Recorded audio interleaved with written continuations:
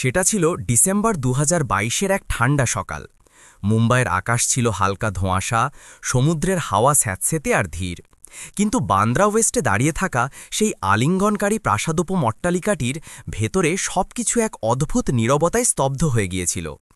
এই প্রাসাদেই থাকত অনন্যা মেহরা, সেই মেয়েটি যার সম্পর্কে একসময় বলা হতো যে তার জীবন কোনো চলচ্চিত্রে তারকার চেয়ে কম নয়।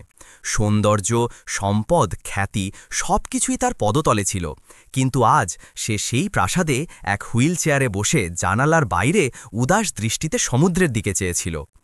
২ মাস আগে অক্টোবরের এক রাতে এক ভয়ঙ্কর দুর্ঘটনা তার পৃথিবী কেড়ে নিয়েছিল। তার মা-বাবা, তার স্বামী সবাই এক মুহূর্তে তার থেকে দূরে চলে গিয়েছিল। শুধু সেই বেঁচেছিল, ভাঙা, আহত এবং সবথেকে বেদনাদায়ক সত্যের সাথে।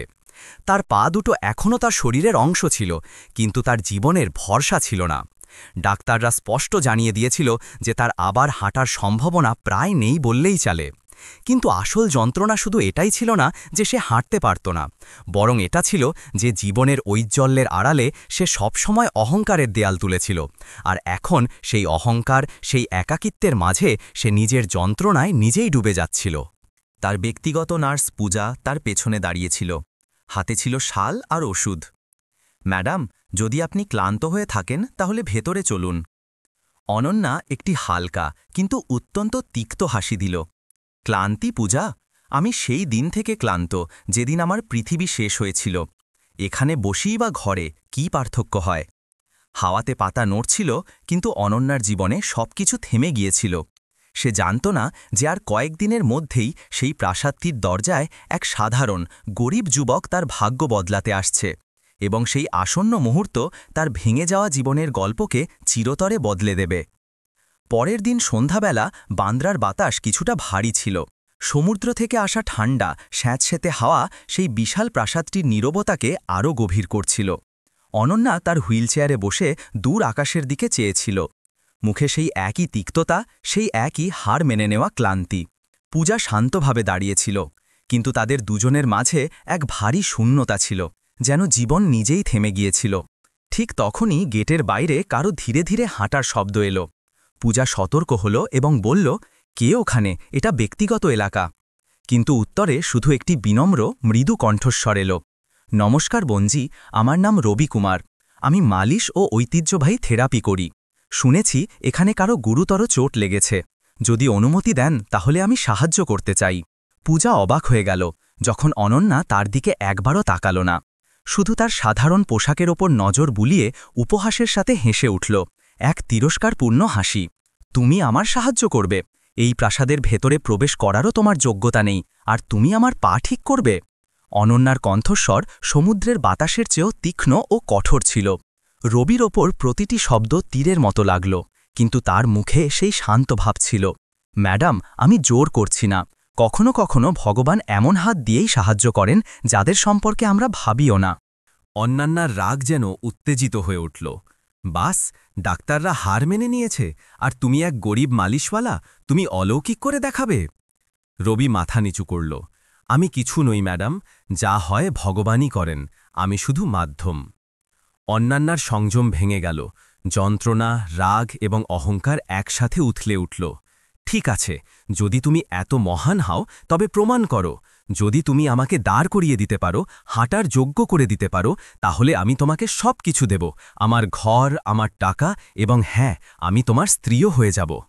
পূজার হাত কেঁপে উঠল, কিন্তু রবি শুধু চুপচাপ তার দিকে চেয়ে রইল। তার চোখে না লোভ ছিল, না ভয়, শুধু দয়া এবং এক অদ্ভুত গভীরতা। ধীরে ধীরে সে বলল, যদি এটাই আপনি চান তাহলে আমি চেষ্টা করব। অন্যান্যা ভেতর থেকে ফুঁসছিল, এবং সেই চ্যালেঞ্জপূর্ণ রাগের মধ্যেই সে ইশারা করল যে রবি শুরু করতে পারে। রবি হাঁটু গেড়ে বসল, তার পুরনো থলে থেকে তেল বের করল এবং খুব সাবধানে অন্যান্যার পা স্পর্শ করে মালিশ শুরু করল। বাতাসে গরম তেলের হালকা সুবাস ছড়িয়ে পড়ল। প্রথম দিকে অন্যান্যা তিরস্কারের সাথে হাসছিল, কিছু হবে না, আমি 2 মাস ধরে কিছু অনুভব করতে পারিনি।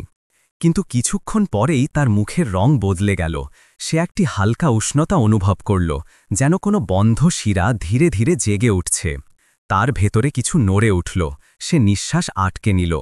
তারপর তার পায়ে একটি সামান্য নড়াচড়া হল, এতটাই ছোট যে অন্য কেউ হয়তো দেখত না, কিন্তু 2 মাসের অন্ধকারে ডুবে থাকা অন্যান্যার জন্য এটা কোনো সূর্যের প্রথম কিরণের মতো ছিল। এটা কি ছিল? সে ফিসফিস করে বলল। পূজা হাত দিয়ে মুখ ঢেকে নিল। ম্যাডাম, আপনি কি সত্যিই অনুভব করলেন? অন্যান্যার চোখগুলো বড় হয়ে গেল, ঠোঁট কাঁপতে লাগল। 2 মাসে এই প্রথম তার শরীর সাড়া দিয়েছিল। রবি শান্ত স্বরে বলল, আজকের জন্য এটুকুই যথেষ্ট ম্যাডাম। যদি আপনি চান তাহলে আমি কাল আবার আসব। এবং কোনো আড়ম্বর ছাড়াই সে হেঁটে গেল। অন্যান্যা তার চলে যাওয়া পায়ের শব্দ শুনতে থাকল। তার ভেতরে চাপা অন্ধকার নড়ে উঠেছিল। ভয়ও ছিল, কিন্তু তার নিচে কোথাও একটি ছোট্ট নাজুক আশা জ্বলে উঠেছিল যে হয়তো, শুধুমাত্র হয়তো, তার জীবন এখনও শেষ হয়ে যায়নি। সেই রাতে প্রাসাদটিতে এমন এক নীরবতা ছেয়ে গিয়েছিল যেন সময় নিজেই থেমে গিয়েছিল। বাইরে সমুদ্রের ঢেউ নিজেদের আওয়াজে ডুবে ফিরে আসছিল, কিন্তু অন্যান্যার ভেতরে অন্য কোনো চিৎকার উঠছিল। এক অস্থিরতা, এক ভয় এবং এক ক্ষীণ আশা যা নিপতে নিপতেও পুরোপুরি নিপছিল না। সে হুইলচেয়ারে বসে জানালার কাছে দূরে জ্বলতে থাকা মুম্বাইয়ের আলোর দিকে চেয়েছিল। সেই আলো যা কখনো তাকে তার শক্তির অনুভূতি দিত, আজ তাকে আরও একাকী অনুভব করাচ্ছিল। তার হাত বারবার পায়ের দিকে যাচ্ছিল। সে সেই জায়গাটি স্পর্শ করছিল যেখানে সন্ধ্যায় রবির চাপ লেগেছিল। এটা কি সত্যিই নড়াচড়া ছিল? এই প্রশ্ন তার মনে বারবার প্রতিধ্বনিত হচ্ছিল। পূজা দুধ নিয়ে এলো, তখন অন্যান্য চুপ ছিল। পূজা ধীরে ধীরে জিজ্ঞাসা করল, ম্যাডাম, ব্যথা কি বেড়ে গেছে? অন্যান্যার কণ্ঠস্বর ভেঙে গিয়েছিল। ব্যথা নয়, আমি শুধু বুঝতে পারছি না যে আজ কি হলো। 2 মাস ধরে কিছু হয়নি, আর আজ। সে বাক্যটি পুরো করতে পারল না। পূজা দেখল যে এই প্রথমবার অন্যান্যার চোখে অহংকার নয়, বরং এক ভয় এবং একটুখানি আলো ছিল। রাত দীর্ঘ ছিল। শুরুতে সে নিজেকে বোঝালো যে সব কল্পনা ছিল, কিন্তু মনের গভীরে কোথাও সেই নড়াচড়া তাকে বারবার ভাবতে বাধ্য করছিল। সকালের হালকা রোদ ঘরে প্রবেশ করল, তখন পূজা নাস্তা সামনে রাখল। অন্যান্য কোনো বিতর্ক ছাড়াই বলল, রেখে দাও, আমি খাওয়ার চেষ্টা করব। পূজার মুখে একটি হালকা স্বস্তির আভাস দেখা গেল। এই 2 মাসে এই প্রথমবার ছিল যখন অন্যান্য রাগ ছাড়াই কোনো কথা মেনে নিল।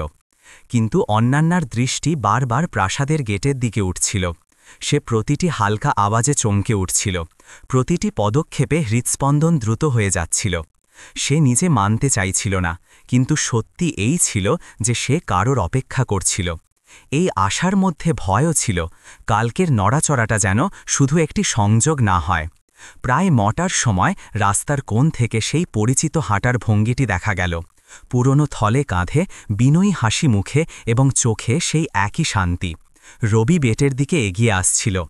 অন্যান্য তাকে দেখেই এক অদ্ভুত স্বস্তি অনুভব করল, সাথে একটি হালকা সংকোচও। পূজা ঝুঁকে দেখল এবং মৃদুস্বরে বলল, ম্যাডাম, মনে হয় তিনি এসে গেছেন। অন্যান্য প্রথমবারের মতো মনে স্বীকার করল, হ্যাঁ, আমি তারই অপেক্ষা করছিলাম। রবি ভেতরে এলো। তখন নিরাপত্তা কর্মীদের আচরণও বদলে যাওয়া মনে হচ্ছিল। আজ তারা সেই সাধারণ যুবকটির মধ্যে কিছু অপরিচিত দেখছিল না। রবি পূজাকে নমস্কার জানালো এবং অন্যান্যার দিকে তাকিয়ে সহজভাবে জিজ্ঞেস করল, ম্যাডাম, আজ কেমন লাগছে? অন্যান্যা তার দিকে তাকালো, কিন্তু আজ তার চোখে কঠোরতা ছিল না। আমি ঠিক আছি, আর কাল যা হয়েছিল। সে শব্দ খুঁজে পাচ্ছিল, কিন্তু রবি তার দ্বিধা দূর করে দিল। ম্যাডাম, ওটা আপনার দেহের নিজস্ব শক্তি ছিল। আমি শুধু চেষ্টা করি, বাকি সব ভগবানের ইচ্ছা। তার সরলতা, তার বিনম্রতা অন্যান্যকে ভেতর পর্যন্ত ছুঁয়ে গেল। প্রথমবারের মতো সে অনুভব করল যে এই যুবকের মধ্যে না কোনো লোভ আছে, না কোনো স্বার্থ, শুধু এক পরিষ্কার হৃদয় আর ভরসা। অন্যান্য মৃদু স্বরে বলল, আমরা কি আজ আবার চেষ্টা করতে পারি?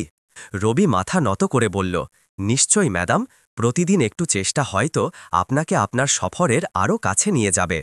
সেই মুহূর্তে অন্যান্যার মনে হল যে তার দুনিয়ায় একটি ছোট্ট আলো ফিরে এসেছে। সেই আলো যা দামি ডাক্তাররা আনতে পারেনি, কিন্তু এক সাধারণ যুবক তার শান্ত হাত দিয়ে নিয়ে এসেছিল। সেই সকালে রবি তার পুরনো থলে এমনভাবে খুলল যেন তার ভেতরে কোনো অনমোল জিনিস লুকিয়ে আছে। অন্যান্য হুইল চেয়ারে বারান্দার কাছে বসেছিল। মুখে এক অদ্ভুত শান্ত, আনকোড়া আশা, ভয়ও ছিল এবং কোথাও না কোথাও সংকোচও। তার সবচেয়ে বেশি ভয় এটাই ছিল যে গত সন্ধ্যায় যে নড়াচড়া হয়েছিল তা যেন শুধু একটি নাটক প্রমাণিত না হয়ে যায়। পূজা তার পাশে দাঁড়িয়েছিল, কিন্তু তার চোখেও আজ কিছু বদলে যাওয়া ছিল, এক হালকা ঔজ্জ্বল্য, যেন সেও কোনো অলৌকিকের অপেক্ষা করছিল। রবি নরম কণ্ঠে বলল, ম্যাডাম, আজ আমাদের একটু বেশি সময় লাগবে। যদি কোথাও কষ্ট হয় তাহলে জানিয়ে দেবেন। অনন্যা চুপচাপ সম্মতিসূচক মাথা নাড়ল। রবি তেলের কিছু ফোঁটা নিয়ে হাতের তালুতে ঘষল এবং খুব সাবধানে অনন্যার পায়ে হাত রাখল। এইবার তার স্পর্শ আরও কোমল এবং আরও সচেতন ছিল, যেন সে জানত যে এটা শুধু শরীরের মালিশ নয়, বরং কোনো ভেঙে যাওয়া আশাকে আবার স্পর্শ করার সময়। শুরুর কিছু মিনিটে বিশেষ কিছু হল না। ঘরে শুধু তেলের হালকা সুবাস আর বাইরে থেকে আসা সমুদ্রের হাওয়ার শব্দ ছিল। কিন্তু অনন্যার হৃদয় ভেতরে ভেতরে অস্থির ছিল। সে কখনো চোখ বন্ধ করছিল, কখনো খুলছিল, প্রতিটি সেকেন্ড তার জন্য ভারী লাগছিল। 5 মিনিট, তারপর 10, সময় ধীরে ধীরে এগিয়ে যাচ্ছিল। তারপর হঠাৎ তার হাঁটুর ওপরে কোথাও এক উষ্ণতা দৌড়াল, হালকা, যেন কোনো বরফ জমে যাওয়া জায়গা ভেতর থেকে গলতে শুরু করেছে। অনন্যার বুক এক ঝটকায় উঠল। দাঁড়ান! সেই অনুভূতি আবার, তার কণ্ঠস্বর ভয় আর আশা থেকে কাঁপছিল। রবি কোনো উৎসাহ না দেখিয়ে শান্ত স্বরে বলল, ভালো ম্যাডাম, এইবার শিরাগুলো আগের চেয়ে দ্রুত প্রতিক্রিয়া দিচ্ছে, শুধু নিঃশ্বাস স্বাভাবিক রাখুন। পূজা তার হাত ধরে দাঁড়িয়েছিল, তার চোখ প্রায় নম্র। কিছু মুহূর্ত পরে একটি হালকা কম্পন তার উড়ু থেকে শুরু করে গোড়ালি পর্যন্ত ছড়িয়ে গেল। ব্যথা নয়, বরং কোনো ঘুমিয়ে থাকা জিনিসের ধীরে ধীরে জেগে ওঠা। এই অনুভূতি অন্যার জন্য কোনো ঝড়ের চেয়ে কম ছিল না। 2 মাসের স্তব্ধতার পরে শরীরের এমন সাড়া দেওয়া কোনো গভীর অন্ধকারে হঠাৎ প্রদীপ জ্বলে ওঠার মতো ছিল। রবি চাপটি সামান্য ঠিক করল, গভীর কিন্তু নিয়ন্ত্রিত। সে প্রতিটি মুহূর্তে অন্যার নিঃশ্বাস এবং মুখের ভাবের ওপর নজর রাখছিল, যেন কোনো অভিজ্ঞ বৈদ্য জানত যে শরীর কতটা সহ্য করতে পারে। 30 মিনিট পরে সে হাত ধীরে ধীরে পিছিয়ে নিল। ম্যাডাম, আজ এইটুকুই যথেষ্ট। শিরাগুলো খুব ভালোভাবে প্রতিক্রিয়া দিচ্ছে, আরও বেশি করলে শরীর ক্লান্ত হতে পারে, সে শান্ত স্বরে বলল। অন্যানা গভীর নিঃশ্বাস ছেড়ে দেখল যে তার শরীর ক্লান্ত ছিল, কিন্তু তার ভেতরে যে ঔজ্জ্বল্য উঠেছিল তা সে 2 মাসে এই প্রথম অনুভব করেছিল। রবি, ডাক্তাররা বলেছিল যে কোনো আশা নেই, তাহলে এই সব কি করে হলো? তার কণ্ঠস্বর এবার ভাঙছিল না, বরং তাতে অনুসন্ধান ছিল। রবির চোখে সেই একই সরল বিনম্রতা ছিল। ডাক্তাররা তাদের হিসাব অনুযায়ী ঠিকই বলেন ম্যাডাম, কিন্তু কখনো কখনো শরীর নিজে রাস্তা তৈরি করে, আমরা শুধু চেষ্টা করি। অন্যানা তাকে দেখতে দেখতে এক মুহূর্তের জন্য নীরব হয়ে গেল। এই ছেলেটি যতটা সাধারণ লাগছিল ততটাই অসাধারণ ছিল তার মন। আর ঠিক তখনই প্রাসাদের বাইরে একটি কালো বড় গাড়ি এসে থামল। পূজা জানালা দিয়ে দেখল, তারপর ঘুরে মৃদু কণ্ঠে বলল, ম্যাডাম, মনে হয় রাজীব মালহোত্রাজি এসে গেছেন। অন্যানার চোখে ছড়িয়ে থাকা আশা ধীরে ধীরে সংকুচিত হয়ে সতর্কতায় বদলে গেল। সে জানত আজ আরও এক সংগ্রাম শুরু হতে চলেছে। রাজীব মালহোত্রার বড় কালো গাড়িটি যখনই প্রাসাদের সামনে এসে থামল, পুরো পরিবেশে এক ঠান্ডা অস্বস্তি ছড়িয়ে গেল। সেই গাড়ি থামার আওয়াজেই ক্ষমতা এবং সন্দেহ দুটোই ঝলকে উঠছিল। অনন্যা হালকাভাবে নিঃশ্বাস আটকে নিল, জানত যে মামাজির এই সময় আসা কোনো ভালো সংকেত নয়। পূজা একপাশে স্তব্ধ হয়ে দাঁড়িয়ে রইল। রবি সম্মানপূর্বক মাথা নত করল, কিন্তু রাজীবের চোখ সাথে সাথেই তার ওপর থেমে গেল, তীক্ষ্ণ সন্দেহের এবং কোথাও না কোথাও অপমানের সাথে ভরা।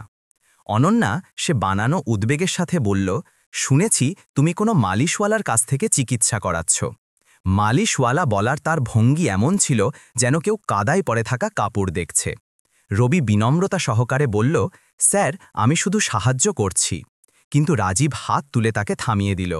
তোমার সাথে কথা হচ্ছে না। তারপর সে অনন্যার দিকে ঝুঁকে বলল, তুমি বোঝো কি এই ধরনের মানুষ কারা হয়? এই ঘরের সম্পদ কি সামান্য? আজ চিকিৎসা করতে এসেছে, কাল যেন লকার না খুলে দেয়। তার কথায় শুধু সন্দেহ ছিল না, এক ধরনের মালিকানা ছিল। অনন্যা ভীত হল না। মামা, আপনি অকারণে বেশি বলছেন, এ আমার কথায় এসেছে। তোমার কথায়? রাজীবের চোখ সরু হয়ে গেল। ডাক্তার স্পষ্ট বলেছিল যে তোমার পায়ে কোনো আশা নেই, আর এখন তুমি কোনো অপরিচিতের ওপর বিশ্বাস করছো? এই কথাটি অনন্যার হৃদয়ে তীরের মতো লাগল।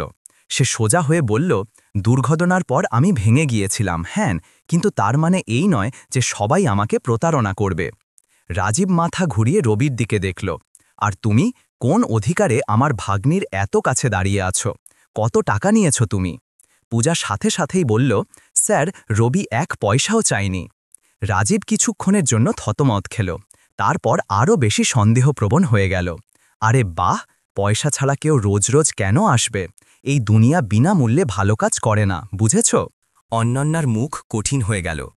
যদি এর কারণে 2 মাস পরে আমার পায়ে নড়াচড়া আসে, তাহলে আপনি এটাকে লোভ বলুন, আমি এটাকে আশা বলি। ঘরের পরিবেশ হঠাৎ স্তব্ধ হয়ে গেল। রবি অন্যান্যার দিকে দেখল, তার চোখে আশ্চর্য নয়, সম্মান ছিল। রাজীব এই পরিবর্তনটি হজম করতে পারল না। মানে, তুমি এখন এই ছেলের ওপর ভরসা করতে শুরু করেছ? তার কণ্ঠে তিরস্কারের চেয়ে বেশি ভয় ছিল, ভয় যে তার নিয়ন্ত্রণ দুর্বল হচ্ছে। ঠিক আছে, সে কড়া স্বরে বলল, কাল থেকে এই ছেলে এই বাড়িতে আসবে না, এই আমার সিদ্ধান্ত। অন্যান্য সঙ্গে সঙ্গেই কোনো দ্বিধা ছাড়াই বলল, না, এই আমার ঘর, আর সে আসবে যতক্ষণ আমি চাইব। রাজীবের মুখে রাগ আর অবিশ্বাসের ঝড় একসাথে উঠল। তার জন্য এটা শুধু চিকিৎসা ছিল না, এটা ছিল তার নিয়ন্ত্রণ হারানোর শুরু। রবি পরিবেশ শান্ত করার চেষ্টা করল। ম্যাডাম, যদি চান তো আমি। কিন্তু অন্যান্যা তাকে থামিয়ে দিল। না রবি, তুমি কালও আসবে, এই আমার সিদ্ধান্ত। রাজীব গভীর নিঃশ্বাস ছাড়ল, কিন্তু তার চোখে যে আগুন জ্বলে উঠেছিল তা স্পষ্ট বলে দিচ্ছিল যে এই সংঘাত এখানেই শেষ হবে না। এবং সেই মুহূর্তে কিছু না বলেও 3 জনেরই মনে হল আগামী দিনগুলিতে এই প্রাসাদটিতে শুধু চিকিৎসাই নয়, সংগ্রামও হতে চলেছে। প্রাসাদটিতে রাজীব মালহোত্রা চলে যাওয়ার পরে এমন এক নীরবতা ছেয়ে গিয়েছিল, যা শুধু দেওয়ালগুলিতে নয়, বরং অন্যান্যার হৃদয়েও বসে গিয়েছিল। তার হুইলচেয়ার জানালার কাছে থেমেছিল, যেখান থেকে সমুদ্রের দূর আওয়াজ কখনো শান্তি দিত, কিন্তু আজ তাতেও অস্থিরতা ছিল। কিছুক্ষণ আগে পর্যন্ত যে আশা তার ভেতরে ধীরে ধীরে অঙ্কুরিত হচ্ছিল, রাজীবের কথাগুলো যেন তাকে ঠান্ডা করে দেবার চেষ্টা করেছিল। কিন্তু এইবার অনন্যা ভেঙে যাবার পাত্রী ছিল না। পূজা ধীরে ধীরে তার কাছে এলো এবং বলল, ম্যাডাম, আপনি ঠিক আছেন? অনন্যা হালকা ক্লান্ত নিঃশ্বাস ছাড়ল। ঠিক নেই পূজা, কিন্তু আগের মতো ভেঙেও যাব না। তার কণ্ঠে সেই স্থিরতা ফিরে আসছিল যা কখনো তার পরিচয় ছিল। ওদিকে রাজীব বাইরে গাড়ির দিকে যেতে যেতে ফোনে কারো সাথে চিৎকার করে বলছিল, হ্যাঁ, মিটিং কালকেই ডাকো, পাওয়ার অফ অ্যাটর্নির কাগজপত্রও বের করো, অন্যান্যার উপর নজর রাখা খুব জরুরি, আর ওই ছেলেটার ওপরও। তার কণ্ঠে উদ্বেগ নয়, বরং নিয়ন্ত্রণ হারানোর ভয় স্পষ্ট ছিল। ভেতরে রবি নিজের জিনিসপত্র গোছাতে গোছাতে থেমে থেমে অন্যান্যার দিকে তাকাচ্ছিল। তার মুখে আজ এক অন্য ধরনের দায়িত্ব আর জটিলতা ছিল। ম্যাডাম, সে মৃদুস্বরে বলল, যদি আমার কারণে বাড়িতে মানসিক চাপ বাড়ে, তাহলে আমি কাল। অনন্যা সঙ্গে সঙ্গে তাকে থামিয়ে দিল। রবি, যদি তুমি না আসো তাহলে এই জয় রাজীবের হবে, আমার নয়। আর আমি এখন কারো আদেশে বাঁচতে চাই না, নিজের শক্তিতে বাঁচতে চাই। তুমি আসবে কালও, এবং যতক্ষণ প্রয়োজন হয় ততক্ষণ। পূজা হালকা হাসির সাথে বলল, আপনি যা করছেন রবি ভাইয়া, তা সত্যি আশীর্বাদের মতো। রবির মনে আজ এক অন্যরকম ভার ছিল, যেন সে অনুভব করছিল যে সামনের রাস্তা শুধু চিকিৎসার নয়, সংগ্রামেরও হতে চলেছে। সেই সন্ধ্যায় অনন্যা ঘরে একা ছিল। নীরবতায় তার নিঃশ্বাসের আওয়াজ স্পষ্ট শোনা যাচ্ছিল। সে ধীরে ধীরে নিজের পায়ে হাত রাখল, চোখ বন্ধ করল, এবং কালকের কম্পন, আজকের উষ্ণতা সব মনে করল। এই স্মৃতিগুলোতে এক নতুন জিদ মিশেছিল, যে এখন সে কারো দয়া বা কারো সিদ্ধান্তের ওপর নির্ভরশীল থাকবে না। সে হুইলচেয়ারের হাতল ধরল, শরীরটা সামান্য সামনে ঝুঁকাল এবং ধীরে ধীরে চাপ দিল। কোনো অলৌকিক হল না, কোনো বড় নড়াচড়াও নয়, কিন্তু তার উরুতে হালকা ঝিনঝিন অনুভব হল, এতটাই যে সে নিজেই চমকে গেল। ভয়ও হল, এই অনুভূতিটা যেন আবার হারিয়ে না যায়। কিন্তু সেই ভয়ের পেছনে আশার এক উষ্ণ কিরণ লুকিয়েছিল। রবি ঠিকই বলে, সে নিজেকে বলল, শরীর রাস্তা নিজে তৈরি করে। ঠিক সেই সময় পূজা ঘরে ঢুকল এবং তাকে এমনভাবে দেখে ঘাবড়ে গেল। ম্যাডাম, আপনি পড়ে যেতে পারতেন। অনন্যা মুচকি হাসল, দীর্ঘদিন পরে সেই শান্ত হাসি। পূজা, আজ আমি কারোর জন্য নয়, নিজের জন্য চেষ্টা করেছি। তার কথায় সেই ঔজ্জ্বল্য ছিল যা মাসখানেক ধরে হারিয়ে গিয়েছিল। পূজার চোখ নম্র হয়ে গেল। সে জানত এটা শুধু দাঁড়ানোর চেষ্টা ছিল না, এটা ছিল অনন্যার নিজের দুর্বলতার বিরুদ্ধে প্রথম জয়। ঘরে হালকা হাওয়া বইল এবং অনন্যা প্রথমবারের মতো অনুভব করল যে আসন্ন সময় ভালেই কঠিন হোক, বিশেষ করে রাজীবের ষড়যন্ত্রে ভরা, কিন্তু সে এখন একা নয়, না তার লড়াইয়ে, না তার আশায়। এবং রাতের সেই শান্ত মুহূর্তে তার ভেতরে এক নতুন ভোর জাগতে শুরু করল, যা যে কোনো ঝড়ের চেয়েও বড় ছিল। পরের দিন সকালে প্রাসাদটিতে হালকা ঠান্ডা ছিল, কিন্তু বাতাসে এমন এক ভারী ভাব ভেসে বেড়াচ্ছিল যা অন্যান্যার হৃদয়েও নেমে আসছিল। সে জানালার কাছে বসে সমুদ্রের ঢেউ দেখছিল, কিন্তু তার মনে কালকের হালকা ঝিনঝিন বারবার ফিরে আসছিল, যেন কোনো অন্ধকার ঘরে একটি ছোট্ট মোমবাতি হঠাৎ জ্বলে উঠেছে। পূজা চা নিয়ে এলো, তখন সে দেখল যে অন্যান্যার চোখ দূরে কোথাও স্থির হয়ে আছে। ম্যাডাম, আপনাকে চিন্তিত মনে হচ্ছে, সে ধীরে ধীরে বলল। অন্যান্যা একটি মৃদু নিঃশ্বাস নিল। চিন্তিত নই, শুধু প্রস্তুত হচ্ছি। আমার মনে হচ্ছে আজ এমন কিছু হতে চলেছে যা সহজ হবে না। ঠিক সেই সময় রবি ভেতরে এলো, কিছুটা দ্বিধা নিয়ে, যেন আজ তার পাও হালকা ছিল না। নমস্কার ম্যাডাম, সে মৃদুস্বরে বলল। অনন্যা হালকাভাবে হাসল। আমার মনে হয়েছিল আজ তুমি হয়তো ভয়ে আসবে না। রবি মাথা নাড়ল। যদি ভয়ের কারণে পিছু হটি, তাহলে আর আমি এখানে আসার যোগ্য নই। তার কথায় বিনম্রতাও ছিল এবং অবিচলতাও, কিন্তু সেই মুহূর্তে যে শান্তি ছিল তা মুহূর্তেই ভেঙে গেল।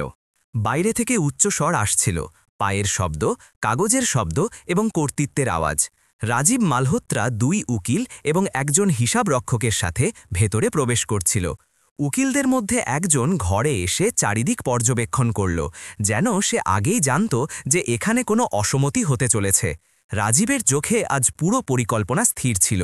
অনন্যা, সে তীব্র কণ্ঠে বলল, আমাদের কিছু জরুরি কাগজে সই করাতে হবে। তোমার স্বাস্থ্যের অবস্থা দেখে এই দায়িত্ব আমাকে নিতেই হবে, ডাক্তারও এটাই বলেছেন। এই কথা শুনে অনন্যার ভেতরে কিছু ভেঙে পড়ল। কোন ডাক্তার, কখন কথা হলো? তার চোখে সন্দেহের এক তীব্র ঔজ্জ্বল্য উঠল। সে কাগজগুলি না দেখেই বলল, কোন ডাক্তারের সাথে কথা বলেছেন আপনি মামা, আর কখন? রাজীব এক মুহূর্তের জন্য থতমত খেল, তারপর জোরে বলল, অনন্যা, তুমি আবেগপ্রবণ হচ্ছ। এই ছেলেটি রোজ বিনামূল্যে কেন আসছে? দুনিয়ায় মানুষ বিনা লাভে কিছু করে না। সে সরাসরি রবির দিকে আঙুল তুলল। আমার ওকে ভরসাযোগ্য মনে হয় না। উকিলরাও অস্বস্তিকর লাগছিল, যেন রাজীবের কর্তৃত্ব তাদের আশার চেয়ে বেশি ছিল। রবি শান্ত স্বরে বলল, স্যার, আমি শুধু সেটাই করছি যা আমি প্রতিশ্রুতি দিয়েছিলাম। আমার কাজ শুধু ম্যাডামের অনুমতিতে চলে। রাজীব ক্ষিপ্ত হয়ে উঠল। আমি একে বাড়ি থেকে বের। কিন্তু তার কথা শেষ হওয়ার আগেই অনন্যা তীব্র কণ্ঠে বলল, বাস। ঘর স্তব্ধ হয়ে গেল। কেউ আমাকে এই কথা বলবে না যে আমার জন্য কি সঠিক, অনন্যা দৃঢ় স্বরে বলল। আর আমি কোনো কাগজে সই করব না যতক্ষণ না আমি নিজে চাই। রাজীবের মুখ লাল হয়ে গেল, রাগে, অপমানে এবং নিয়ন্ত্রণ হারানোর ভয়ে, কিন্তু সে কিছু করতে পারল না। ধীরে ধীরে সে বাইরে গেল, তার পেছনে উকিলরাও। কিন্তু যাওয়ার সময় তাদের মধ্যে একজনের চোখে স্পষ্ট ছিল যে রাজীবের অথায় কিছু গণ্ডগোল আছে। দরজা বন্ধ হওয়ার সাথে সাথেই অনন্যার নিঃশ্বাস দ্রুত হল। রবি ধীরে ধীরে বলল, আজ আপনি খুব বড় একটি লড়াই জিতেছেন। অনন্যা তার দিকে তাকালো। না রবি, আজ তো শুধু শুরু হয়েছে, আসল লড়াই এখন সামনে। এবং এটা সত্য ছিল, কারণ সেই সময় বাইরে যাওয়ার সময় রাজীবের মুখে এক নতুন এবং আরও বিপজ্জনক পরিকল্পনার ইঙ্গিত ফুটে উঠছিল, যেন এই ঝড়টি এখনও দূরে নয়, বরং দোরগোড়ায় দাঁড়িয়ে আছে। দুপুরের বৃষ্টি ধীরে ধীরে প্রাসাদটির আকাশকে আরও ভারী করছিল। ফোঁটাগুলির একটানা পড়ার আওয়াজ ঘরের নীরবতাকে আরও গভীর করছিল। অনন্যা জানালার কাছে বসেছিল, কিন্তু তার মন কোথাও দূরে ভটকিয়ে যাচ্ছিল। রাজীবের লাল চোখ, তার বিরক্তি এবং তার পেছনে লুকিয়ে থাকা কোনো অন্ধকার পরিকল্পনা। পূজা পর্দা ঠিক করতে করতে বলল, ম্যাডাম, আজ মামাজি একটু বেশিই খাপ্পা লাগছিল, আমার একটু ভয় ভয় করছে। অনন্যা ধীরে ধীরে বলল, আমারও পূজা, কিন্তু ভয় পেয়ে পিছিয়ে যাব না। শুধু জানি না সে পরের পদক্ষেপ কি নেবে। তার কথাগুলিতে দ্বিধা এবং শক্তি দুটোই একসাথে ছিল। ঠিক তখনই বাইরে গেটের দিক থেকে একটি জোরদার আওয়াজ এলো, যেন কেউ গেট জোরে আছড়ে ফেলেছে। অনন্যা চমকে জানালাটির দিকে এগিয়ে গেল। সেখানে সে দুজন কালো রেনকোট পরা লোককে দেখল, যারা রবিকে ঘিরে ধরে তাকে কিছু জিজ্ঞাসাবাদ করছিল। বৃষ্টি তীব্র ছিল, কিন্তু সেই লোকগুলির নড়াচড়া স্পষ্ট দেখা যাচ্ছিল। তাদের মধ্যে শত্রুতা ছিল, আর রবি শুধু শান্ত হয়ে তাদের থামানোর চেষ্টা করছিল। একজন লোক তার থলে টেনে নিয়ে মাটিতে ফেলে দিল। অনন্যার হৃৎপিণ্ড যেন তলিয়ে গেল। হে ভগবান, এরা কারা? পূজা কাঁপা কাঁপা স্বরে বলল, ম্যাডাম, এরা মামাজির লোক বলে মনে হচ্ছে। অনন্যার আঙুল হুইল চেয়ারে আঁকড়ে গেল। সে চাইলেও নিচে দৌড়ে যেতে পারত না, আর এই অসহায়তা তাকে ভেতর পর্যন্ত ভাঙছিল। নিচে রবি ভিজে কাপড়ে বোঝানোর চেষ্টা করছিল, ভাই, আমি শুধু চিকিৎসা করি, আর কিছু না। কিন্তু বৃষ্টির আওয়াজ তার কথা ঢেকে দিচ্ছিল। ঠিক তখনই একটি গাড়ি এসে থামল। রাজীব নামল, ছাতাও নিল না, যেন এই পুরো পরিস্থিতির ওপর তার সম্পূর্ণ নিয়ন্ত্রণ আছে। সে ধীরে ধীরে এগিয়ে গেল এবং রবিকে দেখতে দেখতে বলল, এখন বুঝলাম অনন্যা কেন তোমার কথা মানে। তুমি তাকে মানসিকভাবে দুর্বল করছ। রবি শান্ত স্বরে উত্তর দিল, স্যার, এটা সত্যি নয়। রাজীব সঙ্গে সঙ্গে থামিয়ে দিল, চুপ। যদি কাল থেকে এই বাড়ির কাছেও দেখা যায়, তাহলে পরিণতি ভালো হবে না। প্রতিটি ভুলের মূল্য দিতে হয়। তার ইশারায় সেই দুজন লোক রবিকে হালকা ধাক্কা দিয়ে পিছিয়ে দিল, এতটাই যে অপমান অনুভব হয় কিন্তু আঘাত না লাগে। এটা শুধু সতর্কতা ছিল, এবং সতর্কতার এই নাটক রাজীব ইচ্ছাকৃতভাবে বৃষ্টির মাঝে খেলছিল। ওপরে জানালায় দাঁড়িয়ে অনন্যা এইসব দেখতে দেখতে ভেঙে পড়ছিল। তার হৃৎপিণ্ড দ্রুত ধরফর করছিল, রাগে নয়, বরং এই ভয়ে যে সে এমন একজন মানুষকে এই ঝড়ের মুখে খাড়া করে দিয়েছে, যাকে সে এখন অত্যন্ত মূল্যবান মনে করতে শুরু করেছিল। পূজা ধীরে ধীরে বলল, ম্যাডাম, আপনার গিয়ে কিছু বলা উচিত। অনন্যা চোখ বন্ধ করল, না, এখন নয়। যদি আমি নিচে যাই, তাহলে সে তার আসল রূপ আরও বেশি লুকিয়ে ফেলবে। কিন্তু আমি রবিকে আঘাত পেতে দেব না, যাই হোক। নিচে রবি কোনো তর্ক না করে তার ভেজা থলে তুলে নিল। তার মুখে অপমানের ব্যথা ছিল, কিন্তু তার চেয়েও গভীর এক সংকল্প, যে এই লড়াই এখন শুধু অন্যান্যার নয়, তারও হয়ে গেছে। সে ধীরে ধীরে বৃষ্টিতে অদৃশ্য হয়ে গেল, আর উপরে জানালায় দাঁড়িয়ে অন্যান্যার চোখ জলে ভরে এলো। রবি, আমি তোমাকে একা ছাড়ব না, সে ধীরে ধীরে বলল। এই ঝড়ের মোকাবেলা আমরা একসাথে করব, যে কোনো পরিস্থিতিতে। সেই রাতে প্রাসাদটির বড় করিডরগুলিতে যে নীরবতা ছড়িয়ে পড়েছিল, তা শুধু চুপচাপ ছিল না, তা ছিল আসন্ন যুদ্ধের পদধ্বনি। রাত ধীরে ধীরে প্রাসাদটির ওপর নেমে আসছিল, কিন্তু এইবার অন্ধকারের ভার শুধু বাইরে ছিল না, অন্যান্যার হৃদয়ও ভারী হয়ে নেমে এসেছিল। ঘরের হালকা আলোতে বসে সে বারবার জানালার বাইরে দেখছিল, কিন্তু তার চোখের সামনে বারবার সেই দৃশ্য ঘুরছিল। ভিজে কাপড়ে রবি, তার চোখে সেই চুপচাপ ব্যথা এবং কিছু না বলে পিছনে ফিরে যাওয়া। এমন অস্থিরতা সে আগে কখনো অনুভব করেনি।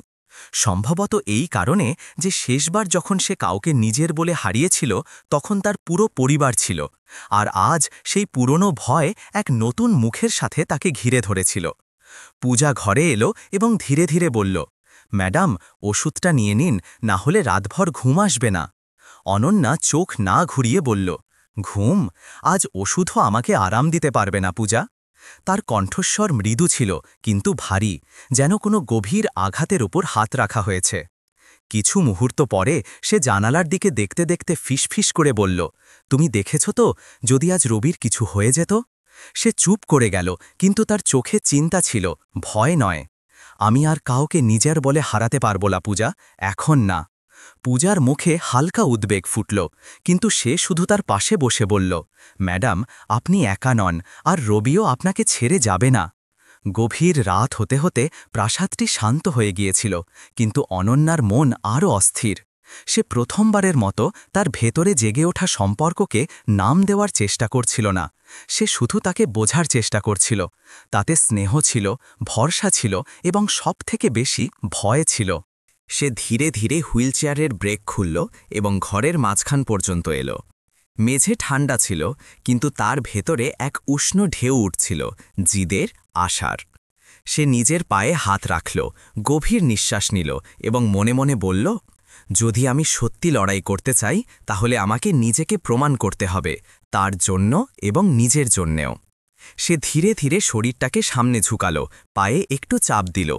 প্রথমে হালকা ঝিনঝিন হল, তারপর একটি তীক্ষ্ণ টান, যেন কোনো পেশি অনেক দিনের পরে জেগে উঠেছে। তার হাঁটুতে ব্যথাও ছিল, কিন্তু সেই ব্যথার মধ্যে এক ছোট্ট আশা লুকিয়েছিল। সে আরও জোর দিল, কিন্তু শরীর টলে গেল। ঠিক তখনই পূজা দ্রুত ভেতরে এসে তাকে সামলে নিল। ম্যাডাম, আপনি যদি পড়ে যেতেন। অন্যান্যার নিঃশ্বাস দ্রুত ছিল, কিন্তু তার চোখে আগের চেয়ে বেশি আলো ছিল। পূজা, আমি পড়ে যেতে ভয় পাই না, আমি শুধু এই কথা ভেবে ভয় পাচ্ছি যে যদি কাল রবি ফিরে না আসে। তার কথা বলার সাথে সাথেই প্রথম অশ্রু তার মুখ বেয়ে গড়িয়ে পড়ল। পূজা ধীরে ধীরে তার হাত ধরে বলল, ম্যাডাম, যারা মন থেকে আসে তারা মন থেকেই ফিরেও যায়। অনন্যা মাথা নিচু করল এবং তার দৃষ্টি ফোনের ওপর আটকে গেল। সে বারবার তুলল, আবার রাখল। ভয় আর চাওয়ার লড়াই চলছিল। আমি কি তাকে কল করব?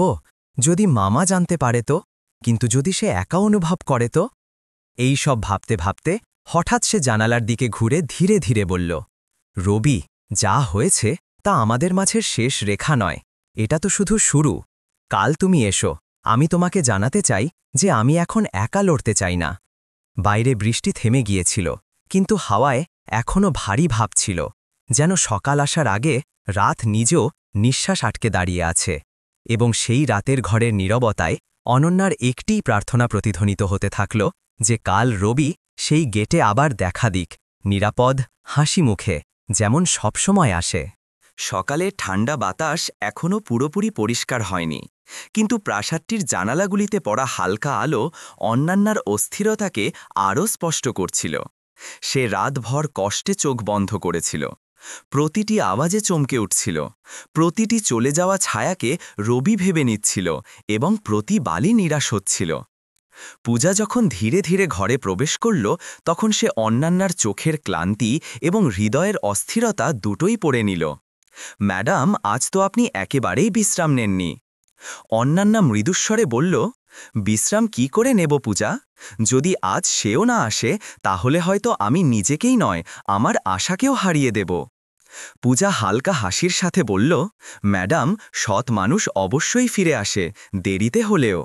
ঠিক সেই সময় নিচ থেকে তীব্র নয়, কিন্তু পরিচিত চাকার একটি মৃদু আওয়াজ উঠল। সেই একই কাঠের ঘর্ষণের শব্দ, সেই একই পায়ের নিয়মিত চাল। অন্যান্যার হৃৎপিণ্ড যেন হঠাৎ ধরফর করতে ভুলে গেল, তারপর দ্রুত ফিরে এলো। সে জানালার দিকে ঝুঁকল এবং সেখানে গেটের কাছে রবিকে দেখা গেল। আজ তার কাপড় পরিষ্কার ছিল, কিন্তু মুখে হালকা ক্লান্তির ছাপ বিদ্যমান ছিল। পূজা উৎসাহিত হয়ে বলল, ম্যাডাম, দেখলেন, উনি এসে গেছেন। অন্যান্যার চোখে স্বস্তি নেমে এলো, কিন্তু কিছু সেকেন্ডের মধ্যেই তার নজর রবির ধীর গতি এবং হাতের তালুতে থাকা হালকা কাঁটার ক্ষত আঘাতের ওপর আটকে গেল। রবি যখন ঘরে পৌঁছাল, অন্যান্যা সময় নষ্ট না করে জিজ্ঞেস করল, এই আঘাতটা কিসের? কাল কি সেই লোকগুলো কিছু করেছে? রবি সঙ্গে সঙ্গে নজর নিচু করল, না ম্যাডাম, শুধু রাস্তায় পড়ে গিয়েছিলাম। কিন্তু তার আওয়াজে সেই দ্বিধা ছিল যা সত্য গোপনকারীদের থাকে। অন্যান্যা নরম কিন্তু দৃঢ় স্বরে বলল, আমার সাথে মিথ্যা বলো না, আমি সব দেখেছি, তুমি অভিযোগ করো না কেন? কিছুক্ষণ নীরব থাকার পর রবি ধীরে ধীরে বলল, কারণ ম্যাডাম, অভিযোগ করলে শুধু ভয় বাড়ে এবং সাহস কমে। যদি আমি ভয় পেয়ে পিছু হটে যেতাম, তাহলে কাল যা কিছু হয়েছে তার অর্থ তারাই বের করত, প্রতিষ্ঠা করত। আর আমার মনে হয়েছে আপনার আমাকে দরকার। আমি আমার অপমান নিয়ে নয়, আপনার অবস্থা নিয়ে বেশি চিন্তিত। তার চোখে এই প্রথমবার একটি হালকা কঠোরতা দেখা গেল, শান্তির নয়, বরং সিদ্ধান্তের। এটা ছিল রবির নতুন রূপ। এরই মধ্যে রবি পকেট থেকে একটি ছোট ভাঁজ করা কাগজ বের করল। ম্যাডাম, এটা আমাকে রাতে ঘরের দরজায় আটকানো অবস্থায় মিলেছিল। কাগজটি শুকিয়ে গিয়েছিল, কিন্তু তার ওপর লেখা শব্দগুলো যেন এখনই রক্ত দিয়ে লেখা হয়েছে, দূরে থাকো, এই শেষ সতর্কতা। অনন্যা কাগজটি ধরল এবং তার হাত স্বাভাবিকভাবেই ঠান্ডা হয়ে গেল। এটা এখন আর শুধু হুমকি ছিল না, এটা ছিল ঘোষণা যে খেলা এখন খোলামেলাভাবে শুরু হয়ে গেছে। রবি, তোমার কি অনুমান আছে এটা কে করেছে? রবি গভীর নিঃশ্বাস নিল। হয়তো তারাই বা অন্য কেউ, যে ভয় পাচ্ছে যে আমি আপনার সাথে আছি। ঘরের হাওয়া হঠাৎ ভারী হয়ে গেল। অনন্যার আঙ্গুল কাঁপছিল, কিন্তু এইবার ভয়ে নয়, এক অবিচল সাহস থেকে। সে ধীরে ধীরে বলল, যেই এটা করছে সে ভাবছে ভয় দেখিয়ে আমাদের আলাদা করে দেবে। কিন্তু এখন আর নয়, আমি পিছু হটব না রবি। রবি এই প্রথম মন থেকে হাসল। তাহলে ম্যাডাম, আজ থেকে লড়াই একলা হবে না, আমরা দুজন মিলে লড়ব। আর সেই সকালে যখন সূর্য মেঘের মাঝখান থেকে উঁকি দিচ্ছিল, প্রাসাদটিতে প্রথমবারের মতো কারও মনে হল যে ঝড়কে ভয় পাওয়ার সময় শেষ, এখন মুখোমুখি হওয়ার সময়। রবি ঘর থেকে বেরিয়ে যাওয়ার পর প্রাসাদটিতে এক অদ্ভুত নীরবতা ছড়িয়ে পড়ল, কিন্তু অনন্যা অনুভব করছিল যে এই নীরবতা স্বাভাবিক নয়, যেন ঘরের দেয়ালগুলিও কিছু লুকিয়ে রাখছে। সে নিজের ঘরে বসে সেই সতর্কতার ছোট কাগজটি হাতে নিয়ে ধীরে ধীরে ভাঁজ করছিল আর খুলছিল। তার ওপর লেখা শব্দগুলি এই শেষ সতর্কতা এখন শুধু ভয় সৃষ্টি করছিল না, বরং এই সত্যের দিকে ইশারা করছিল যে বিপদ রবির জন্য বাইরে থেকে নয়, হয়তো এই ঘরের ভেতর থেকেই আসছে। পূজা ধীরে ধীরে বলল, ম্যাডাম, আপনার কি সত্যিই মনে হয় যে ঘরের ভেতরে কেউ জড়িত আছে? অনন্যার চোখ হালকা কঠিন হল। শুধু সন্দেহ নয় পূজা, আমার মনে হচ্ছে কেউ জানে যে রবি আমার জন্য কতটা জরুরি এবং সেই আমাকে ভেঙে দেওয়ার চেষ্টা করছে। এরই মধ্যে নিচে হল থেকে কোনো ফোনের তীক্ষ্ণ রিংটোন শোনা গেল। অনন্যা স্বাভাবিকভাবেই জানালার দিকে দেখল। নিচে নিরাপত্তা প্রহরী অর্জুন ফোনে কথা বলছিল। তার পিঠ শক্ত ছিল এবং কণ্ঠস্বর চাপা, কিন্তু তার দুটি শব্দ স্পষ্ট শোনা গেল, রবি এবং নজর রাখা। এটা শুনে অনন্যার নিঃশ্বাস সামান্য আটকে গেল।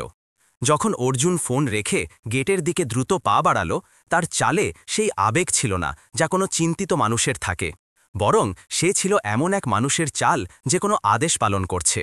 অনন্যা সঙ্গে সঙ্গে পূজার দিকে ঘুরে বলল, এখন কাউকে কিছু বলো না এবং অর্জুনকে আমার কাছে আসতে দিও না। আমার মনে হচ্ছে সে শুধু নিরাপত্তা প্রহরী নয়। জানালা দিয়ে সে দেখল যে অর্জুন বাইরে গিয়ে সেই দুজন লোকের সাথে কথা বলছে যারা কাল রবিকে ঘিরেছিল। কথা দীর্ঘ ছিল না, কিন্তু তাদের মাঝের স্বাভাবিকতা এটা বোঝানোর জন্য যথেষ্ট ছিল যে এই সব হঠাৎ হয়নি, বরং আগে থেকেই ঠিক করা ছিল। বাগানটির দূর কোণে রবিটা ছোট বোতলগুলি এবং কাপড়গুলি ঠিক করছিল। তার মুখে সেই শান্ত ভাব ছিল যা সে সব সময় দেখাত, কিন্তু আজ তার দৃষ্টিতে এক সতর্ক ঔজ্জ্বল্য ছিল, যেন সে জানে যে কেউ তার প্রতিটি গতিবিধির ওপর নজর রাখছে। এবং সত্যি সে বারবার পিছনে ফিরে তাকাচ্ছিল, কিন্তু সেখানে শুধু গাছপালার হালকা ছায়া ছিল। এই সময় অর্জুন তার কাছে এলো এবং স্বাভাবিক স্বরে বলল, তুমি বাইরে বেশি থেকো না, পরিবেশ ঠিক নেই। তার কথাগুলো সতর্কতার মতো লাগল, কিন্তু তার চোখে সেই কোমলতা ছিল না যা সত্যিকারের চিন্তিত মানুষের থাকে। সেখানে এক ধরনের আদেশ পালনের উত্তেজনা ছিল। রবি হেসে বলল, ধন্যবাদ, আমি সাবধানে থাকব। কিন্তু ভেতরে সে বুঝে গিয়েছিল এটা চিন্তা নয়, নজরদারি ছিল। ঘরে ফিরে অনন্যা ধীরে ধীরে বলল, পূজা, যদি অর্জুনও জড়িত থাকে তাহলে এর অর্থ হল এখানে শুধু রবিকে ভয় দেখানোর ব্যাপার নয়, এখানে সব আগে থেকেই পরিকল্পনা করা হয়েছে, আর এর সূত্র কোথাও না কোথাও মামাজির কাছে যাচ্ছে। সে গভীর নিঃশ্বাস নিল, চোখ কঠিন হল। আমি আর অপেক্ষা করব না। যদি কেউ আমারই ঘরে আমাকে আর রবিকে আলাদা করার চেষ্টা করছে, তাহলে আমাকে নিজেই সত্যটা খুঁজে নিতে হবে। আর সেই মুহূর্তে প্রথমবারের মতো অনন্যার মনে হল যে সে শুধু বিপদের মুখোমুখি হচ্ছে না, সে এমন একটি ঘরকে বুঝতে যাচ্ছে যার প্রতিটি দেয়াল, প্রতিটি দৃষ্টি এবং প্রতিটি পদক্ষেপ হয়তো তার বিরুদ্ধে দাঁড়িয়ে গেছে। কিন্তু সে থামার পাত্রী ছিল না, আর না। বিকেলের বাতাসে আজ এক শুকনো তিক্ততা ছিল, যেন কোনো অদৃশ্য শক্তি প্রাসাদটির ওপর চাপ সৃষ্টি করছিল। অনন্যা ড্রয়িং রুমে অপেক্ষা করছিল, মুখ শান্ত কিন্তু ভেতরে গভীর অস্থিরতা। রবি কিছুক্ষণ পরেই পৌঁছাল। হালকা ক্লান্তি এবং চিন্তা তার মুখে স্পষ্ট দেখা যাচ্ছিল। ম্যাডাম, আপনি এত তাড়াতাড়ি ডাকলেন, সব ঠিক আছে তো? সে মৃদু স্বরে জিজ্ঞেস করল। অনন্যা তার দিকে চেয়ে বলল, রবি, আজ আমি এমন কিছু দেখেছি যা আমাকে ভাবতে বাধ্য করেছে, এবং আমি চাই না তোমার কোনো ক্ষতি হোক। রবি নিজেকে সামলে নিয়ে বলল, যদি সেই লোকগুলোর বা অর্জুনের কথা হয় আমি সামলে নেব ম্যাডাম। কিন্তু তার কথাগুলোতে লুকিয়ে থাকা ভয় অনন্যার চোখ এড়াল না। ভেতরে ভেতরে সে নিজেকে বলছিল, যদি আমি এখনই পদক্ষেপ না নিই তাহলে দেরি হয়ে যাবে। ঠিক সেই সময় ভারী পায়ের শব্দ ঘরের শান্তি ভেঙে দিল। রাজীব সিং ভেতরে এলেন, মুখে হালকা আনুষ্ঠানিক হাসি, কিন্তু চোখে সেই তীক্ষ্ণতা যা অনন্যা এখন সহজেই চিনতে পারত। তিনি রবির ওপর নজর স্থির করে বললেন, এখানে কি করছে? অনন্যা, তুমি অপরিচিতদের এত বিশ্বাস কবে থেকে করতে শুরু করলে? অনন্যা সোজা হয়ে বসে রইল। মামাজি, ইনি অপরিচিত নন, আমার সাহায্য, এবং ইনি এখানে আমার ইচ্ছায় আছেন। রাজীবের হাসি ঠান্ডা হল। ইচ্ছা? অনন্যা, এই ঘর, এই সম্পত্তির দায়িত্ব আমার উপর। আমি কোনো বাইরের লোককে এভাবে আসতে যেতে দিতে পারি না। অনন্যার চোখ কঠিন হয়ে গেল। সুরক্ষার নামে আপনি কি কি করছেন আমি সব জানি। অর্জুন শুধু গার্ডের মতো নয়, অন্য কারো আদেশে কাজ করছে। আর আজ যে ভিডিও আমি দেখেছি তা নিরাপত্তা ক্যামেরা নয়, তা ছিল গুপ্তচর বৃত্তি। রাজীব কিছুক্ষণের জন্য থমকে গেলেন, মুখ একদম স্থির, যেন কেউ অজান্তে তার ভেতরের স্তর খুলে দিয়েছে। তুমি ভুল বুঝছ, তিনি বললেন, কিন্তু তার আওয়াজে সেই দৃঢ়তা ছিল না যা আগে থাকত। না, অনন্যা শান্ত স্বরে বলল, আমি প্রথমবারের মতো ঠিক বুঝছি। রবি পেছনে দাঁড়িয়ে ঘটনাগুলি দেখছিল। সে কিছু বলতে চাইছিল না, কিন্তু রাজীবের কাছ থেকে আসা তিরস্কারপূর্ণ দৃষ্টি তাকে ভেতর পর্যন্ত আঘাত করছিল। রাজীব হঠাৎ তার দিকে ঘুরলেন। আর তুমি কি ভাবো, ধনী ঘরের মেয়েকে সাপোর্ট দিয়ে তুমি কোনো বড় কাজ করে ফেলেছ? রবি গভীর নিঃশ্বাস নিল। আমি কারো ভরসা হতে আসেনি সাহেব। আমি শুধু এতটুকু জানি যে আমার কারণে ওর অবস্থা ভালো হচ্ছে, আর এটা আমার জন্য সম্মানের ব্যাপার। রাজীব হালকা হাসির সাথে বললেন, সম্মান না লোভ? এইবার অনন্যা সঙ্গে সঙ্গে বলল, বাস মামাজি, আপনি যত লুকানোর চেষ্টা করবেন তত পরিষ্কার বোঝা যাবে যে আপনি কোন বিষয়কে ভয় পাচ্ছেন। রাজীবের মুখে বিরক্তির রেখা ফুটে উঠল। অনন্যা, তুমি এখনও অনেক কিছু জানো না। তাহলে বলুন। অনন্যা মৃদু কিন্তু দৃঢ় স্বরে বলল, কেন আপনি ভয় পাচ্ছেন যে রবি আমার কাছে আছে? এমন কি আছে যা তার থাকার ফলে আপনার হাত থেকে বেরিয়ে যেতে পারে? রাজীবের চোখে এক মুহূর্তের জন্য আতঙ্ক চিকচিক করে উঠল, এমন এক ঔজ্জ্বল্য যা অনন্যা আগে কখনো দেখতে পায়নি। আর সেই মুহূর্তে সে অনুভব করল যে রাজীবের চিন্তা রবি নয়, কোনো বড় গোপন কথা, এমন কিছু যা সে যে কোনো মূল্যে লুকিয়ে রাখতে চায়। রাজীবের মুখে আসা আতঙ্কের এক ঝলক অনন্যার নজর থেকে একেবারে এড়িয়ে গেল না। সে প্রথমবারের মতো অনুভব করল যে তার সন্দেহ এখন আর সন্দেহ নেই, তা সত্যে পরিণত হতে শুরু করেছিল।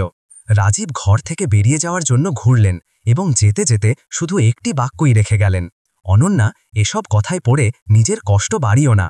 কিন্তু এইবার তার আওয়াজে সেই শক্তি ছিল না যা সব সময় অনন্যাকে চাপিয়ে দিত, যেন সে নিজেই নিজের কথা বিশ্বাস করছিল না। তিনি চলে যেতেই ঘরে এক ভারী নীরবতা নেমে এলো। রবি এগিয়ে এলো।